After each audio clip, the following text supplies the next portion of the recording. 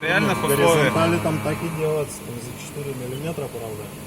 в реальных условиях, да? Да. И плюс вылет заготовка еще такой приличный.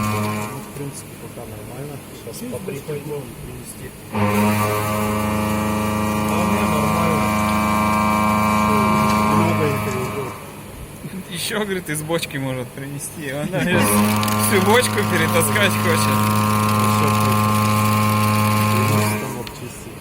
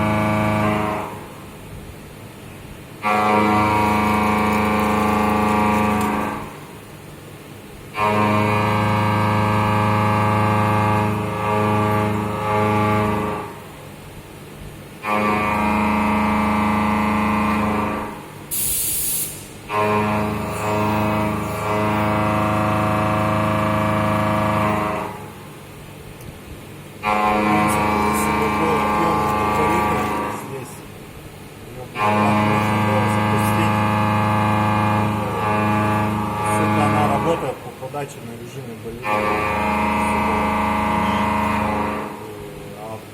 С учетом того, что она по 7 миллиметров, еще даже быстрее получится, -1 проход.